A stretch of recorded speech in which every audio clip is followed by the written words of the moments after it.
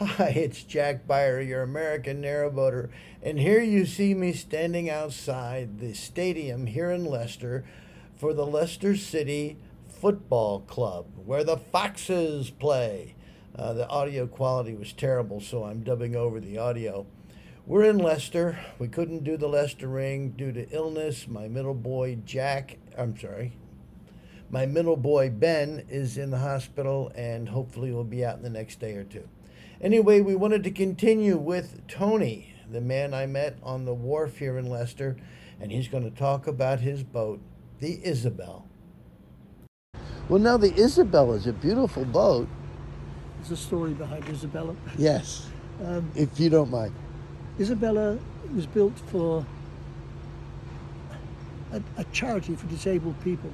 It's such a beautiful cruiser stern. My wife became severely disabled. She caught something called encephalitis, which most people die of. Mm-hmm. But she was one of the only two people in this country, who survived it at the time. And she and I were both determined that just because she was wheelchair bound, that we were not going to give up boating.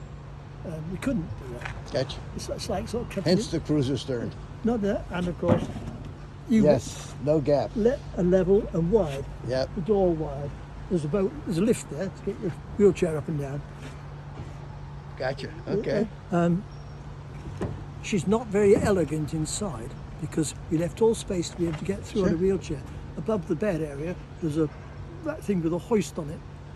Wow. But then we gave the boat to a charity for disabled people, so that it was being used all the time, and not just when we wanted to go away. And that charity, we used to use it, obviously, whenever we could, but as we got older, life was too busy. We were doing too many things. Yeah. And when the charity unfortunately had to go out of business because one of the main sponsors passed away and the main source of income disappeared, and it corresponded almost to the day, certainly to the month, when my wife died. Oh. And she said to me, "Tony, you must not give up the canals and boating. You've done it since we knew each other." Thank goodness you haven't. We met working together on a work party in the muddy bottom of a lock on the not yet finished canal just outside Northampton that goes down to, I've forgotten the name of the town now because I'm getting old, but the top lock there, we were trying to preserve that lock before they built the A1 motorway dual carriageway over the top of it and got them to put a bridge in there, so we restored the lock. And that's when we met. And so it's not only in our blood, but in our genes as well. And so this was built then, and I bought it back off the charity, having given it to them in the first place. You probably gave them enough money to close their books. So they could go out and not let down the people at the end. And carried on. But she's been well maintained because she's quite old now. She's a beauty. 20-some odd years old. But because it was run by our charity, it was well maintained. Yeah. I mean, the engine's always been looked after. Outside paintwork, things. It's serviced regularly, not like a lot of people's boats. They get old and tired with it. It's only the inside that's old and tired. I know that feeling very well. Good. So that's how I came to have this boat, and why it's got such a big stern, so there's enough room to get a wheelchair on there. I've got a tiller that points downwards instead of horizontal, so my wife could sit here in her wheelchair. And Wonderful that is. Operate the boat. Later on, as she got less able, and we replaced it, there's a hydraulic steering system there, which is now disconnected, but I've got to get it taken out this summer because it takes up room. Some of them used to like to sit on a swivel seat. Wow. So I put that on the back and had it made square on this side instead of round. Lots of little things like that. Wow. And, but most importantly is this level access across here. Most people drop down a step, and when you're disabled, steps are not a thing you enjoy very much. You've got a dropped gunnel down the side so the windows could be bigger, so that people could sit inside in a wheelchair and see outside. I gotta show that. Wow. If only local authorities, anywhere in the world, everywhere in the world, were more aware of disabled people are only disabled. They're not useless. We're slowly learning But that's So- what we campaigned for as well, my wife and I. It wasn't just the waterways, that they had to be accessible Sure. to all people. I've got a story I can tell you. Please, if you don't mind. Yeah, Well, sit down. I don't want to tire you.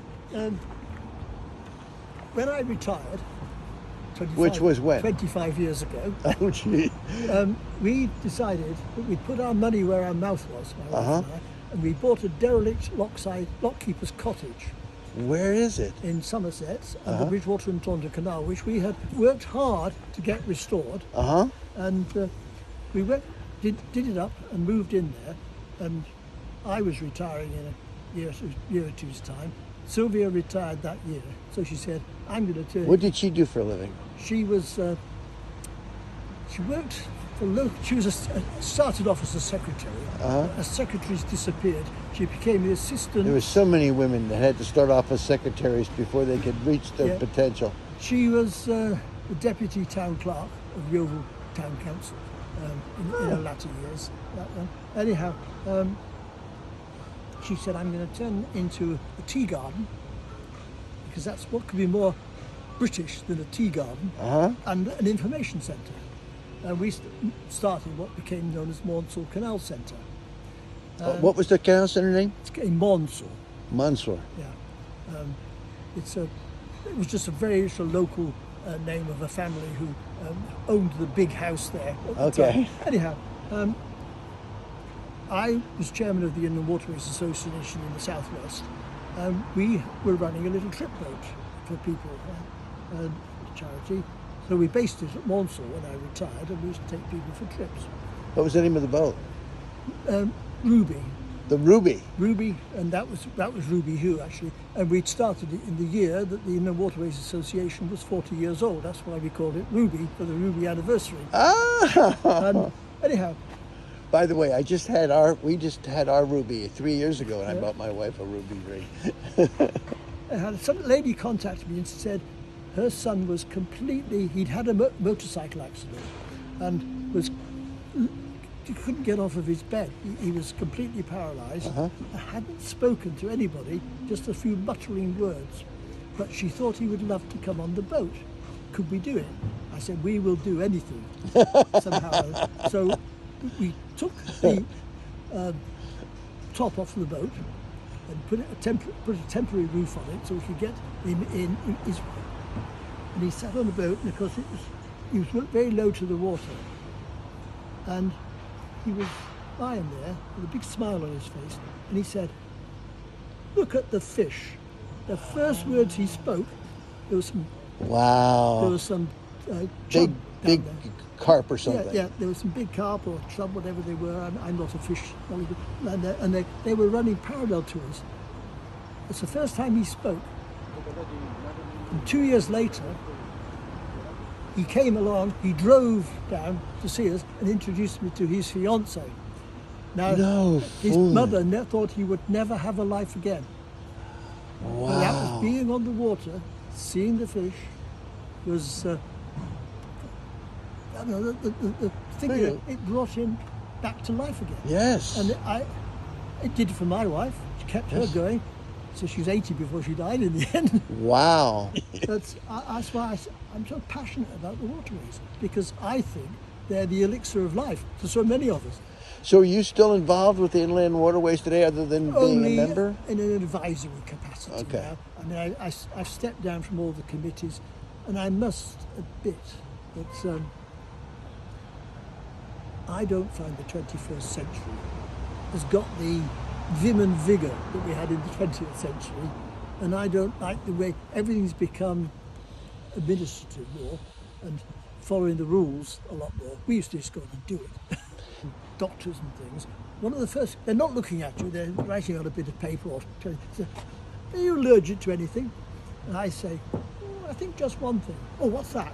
The 21st bloody century. Yeah, Well, please. the first separate little charity that I formed was the Grand Western Canal Trust.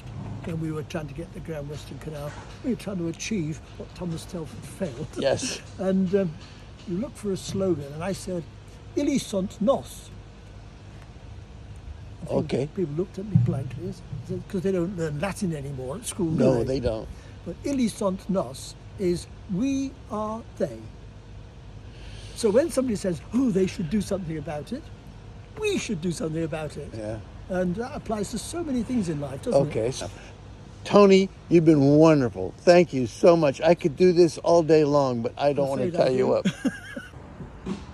So where are you off to now? That's not there. Oh, you just moved. My friends who moved in there last night, or this morning, So you're moving into the pontoons? they will just move up to the park so we're together. And then tomorrow we'll move off. They're going to Chester, Uh-huh. and I'm going to Manchester. Oh. I think we'll be on the same course for quite a long time now. Tony, how do you spell your last name? Rymell. Thank you. I really enjoyed talking to you. You have a wonderful day. I hope we meet again. Me too. Be on the Chesapeake and Ohio, Or on the Thames. We'll find out. or up in. Well, so much for that video. I enjoy watching Tim, and I hope I have a chance to see and talk to him more in the future. Here I am again outside the Leicester Football Club on a rainy day, and I want to shout out to my brother Jeff for this raincoat that he bought for his brothers preparatory to our Erie Canal trip last year. It's keeping me warm and dry in England. So if you like this video, please, down below, hit the thumbs up. If you want to see more videos and know about them coming up, either subscribe and or hit the notification button. So from Leicester, England, this is Jack Beyer, your American narrowboater, saying, have a great day.